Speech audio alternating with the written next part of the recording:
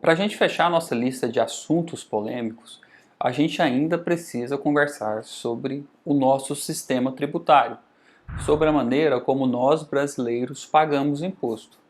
E talvez antes da gente conversar sobre o nosso imenso sistema tributário, o tanto que é difícil estar aqui dentro, a gente podia pensar um pouquinho sobre o que significa esse ato de pagar imposto, né? Por que a gente paga imposto?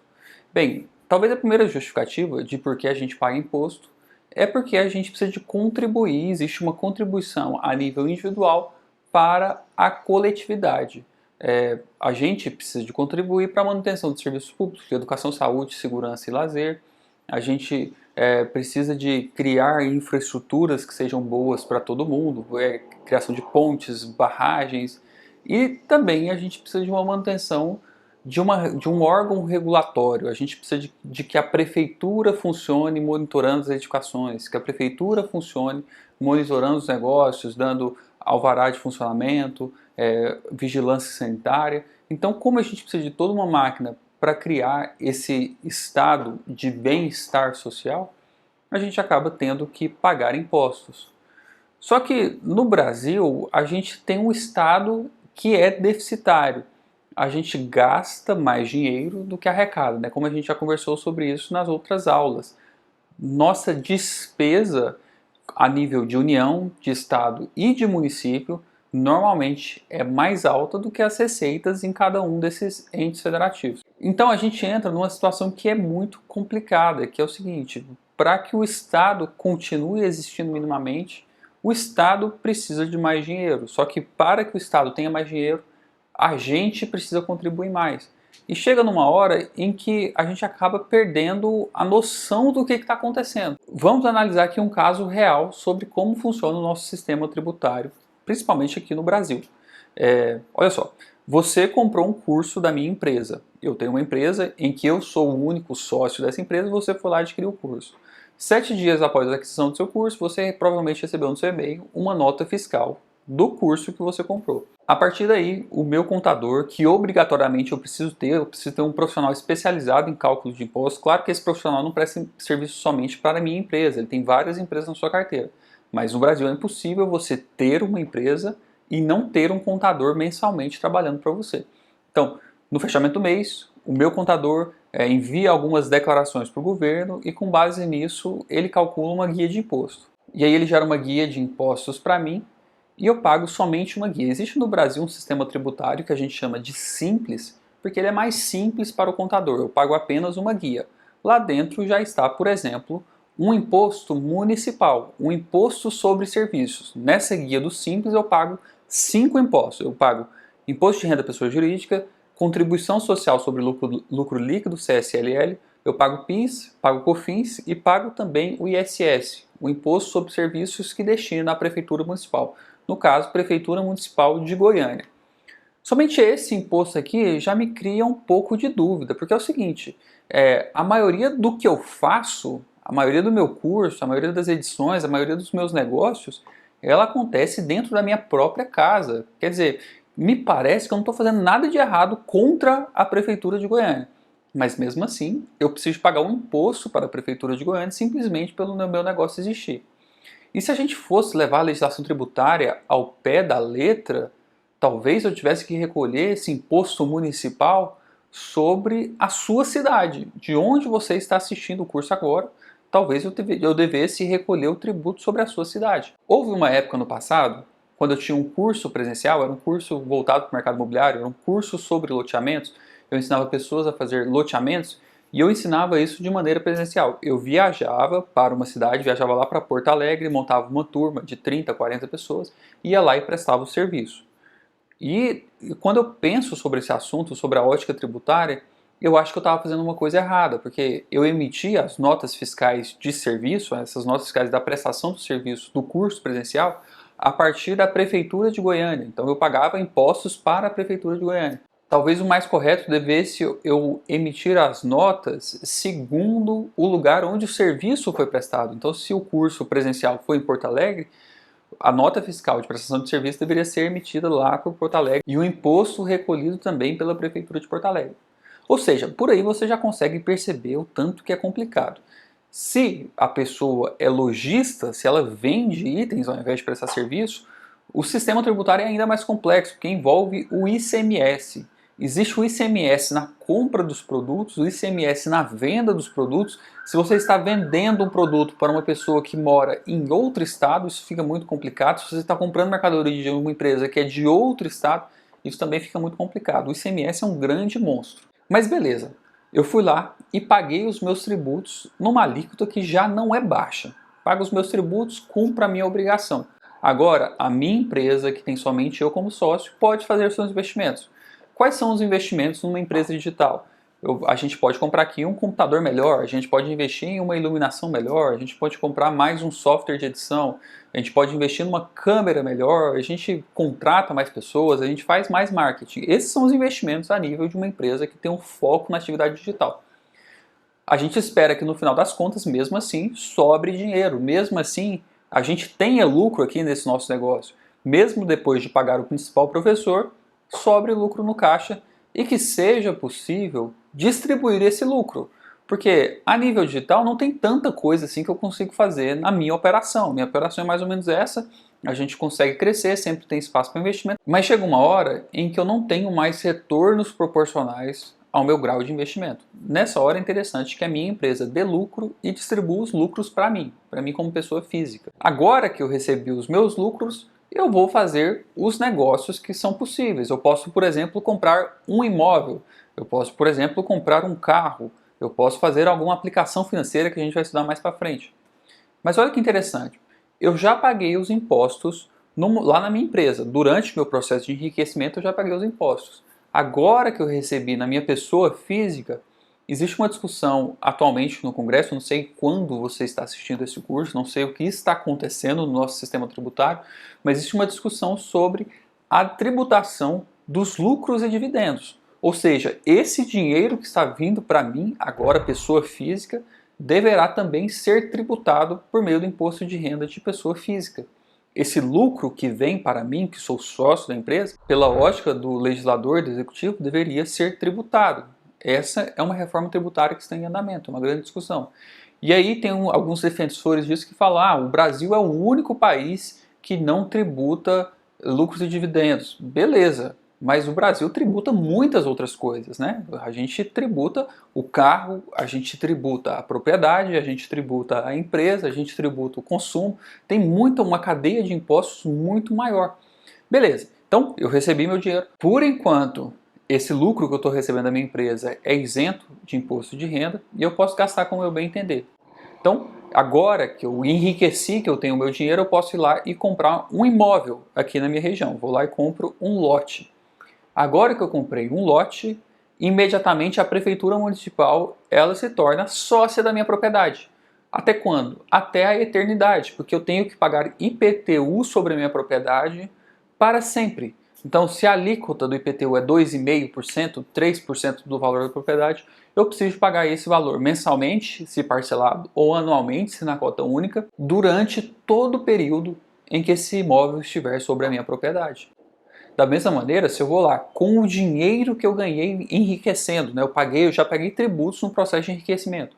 Se eu vou lá e pego esse dinheiro e vou comprar um carro, imediatamente quando eu compro um carro, o Estado, aqui no meu caso, o Estado de Goiás, se torna sócio do meu carro, porque eu tenho que anualmente pagar o IPVA sobre o valor da propriedade. Então, se a alíquota do IPVA é 3%, em termos práticos, o Estado de Goiás está se tornando sócio do meu carro em 3%, e eu tenho que pagar para o Estado de Goiás durante todo o período em que esse carro estiver sobre a minha propriedade. E se eu conseguir vender esse imóvel ou esse carro que eu adquiri no passado por um valor nominalmente superior ao valor de aquisição, ou seja, eu estou tendo lucro na operação, e mesmo que seja um lucro nominal, porque eu estou descontando os efeitos da inflação. A gente viu numa aula anterior que a inflação ela compromete o poder de compra da moeda. Então, os mesmos R$100 eles não adquirem a mesma coisa. Então, para você comprar a mesma coisa em períodos diferentes, você precisa de mais dinheiro por causa da inflação. Mas suponha que você comprou um imóvel há 10 anos e hoje você está vendendo esse imóvel por um valor mais alto, mesmo que seja apenas nominalmente mais alto. Se você está oferindo lucro nessa operação, você precisa de pagar ganho de capital. para o imposto de renda. O ganho de capital é uma alíquota de aproximadamente 15% sobre a diferença. Se você comprou por 100 mil e vendeu por 110 mil, você pega a diferença, esses 10 mil reais, e você deve pagar 15% sobre esses 10 mil reais para a União, como forma de imposto de renda. O que eu acho estranho nessa história de pagar imposto sobre o lucro foi que, para adquirir aquela propriedade em primeiro lugar, você usou um dinheiro que já havia sido tributado no seu processo de enriquecimento. Mas mesmo assim, se houve lucro, você deve devolver a sua parte para a sociedade. E aí o nosso sistema tributário, ele vai virando essa coisa muito grande, a carga tributária vai virando essa coisa muito grande.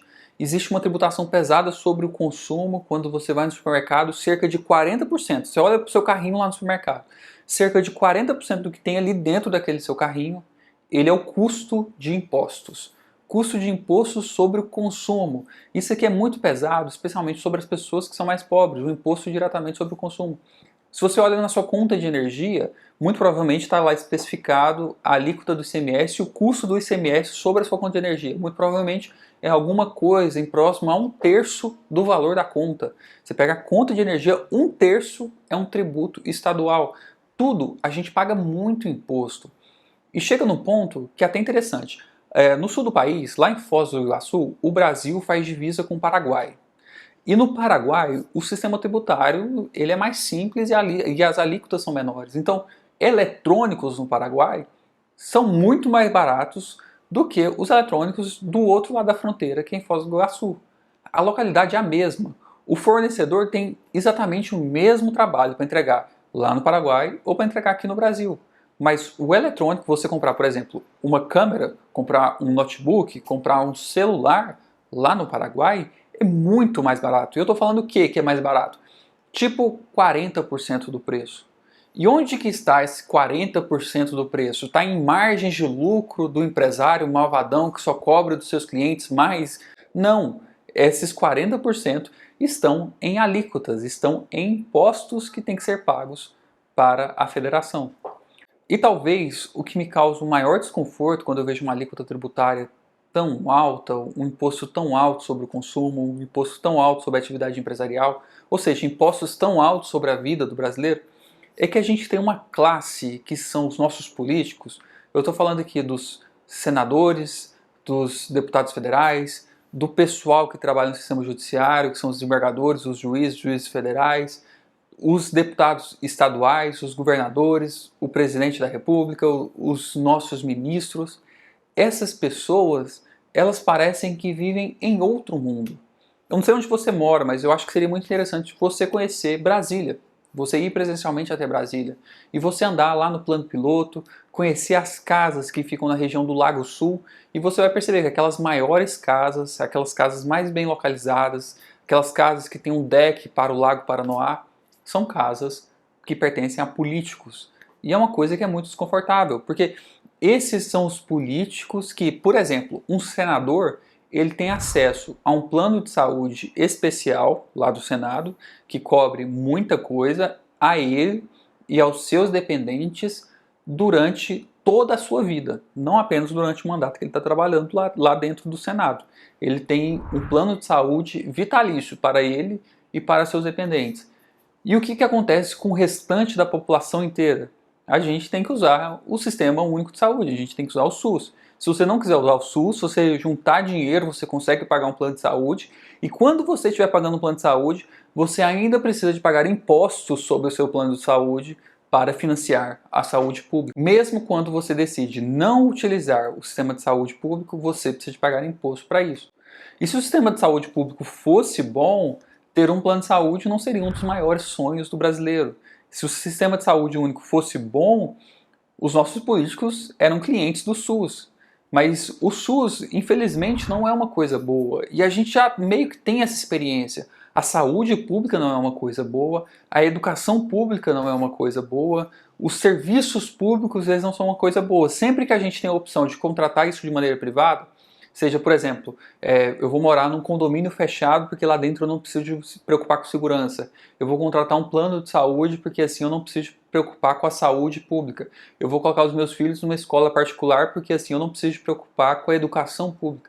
Sempre que parece que a gente tem a preferência por contratar os serviços privados Sempre que a gente tem um pouquinho de dinheiro a mais sobrando para simplesmente não depender do governo. Mas mesmo assim, existe essa falácia no Brasil de que a gente precisa de pagar impostos para a manutenção de serviços públicos. É uma grande falácia, essa é uma grande mentira, que a gente paga tanto imposto assim para a manutenção de saúde, segurança, lazer e educação. Não é bem assim. A gente tem políticos com super salários, políticos com muitos benefícios, políticos que contratam muitas pessoas para trabalhar nos seus gabinetes. A gente tem esses mesmos políticos que defendem reforma tributária, que defendem aumento de carga. Esses mesmos políticos são aqueles que criaram o fundo partidário e o fundo eleitoral. Esse aqui é o tipo de coisa que é aprovado com quase unanimidade dentro do nosso Congresso. O Congresso são os senadores e os deputados. Esses mesmos políticos eles apresentaram uma proposta de um fundo eleitoral para a campanha de 2022 de 5,7 bilhões de reais. O que isso quer dizer?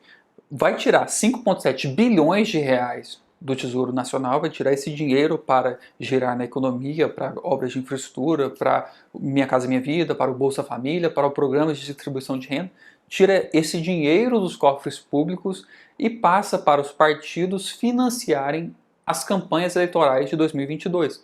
Então, esse dinheiro vai ser utilizado para produzir santinho, contratar carro de som, financiar as viagens para o interior. São dinheiro para que os nossos políticos consigam seus votos. E olha o tanto que isso é interessante, porque quando a gente tem uma empresa e quer novos clientes, a gente precisa de fazer marketing, a gente precisa de pagar anúncio, a gente precisa de fazer novas relações comerciais, quer dizer, a gente tem que investir no nosso negócio para a gente conseguir novos clientes.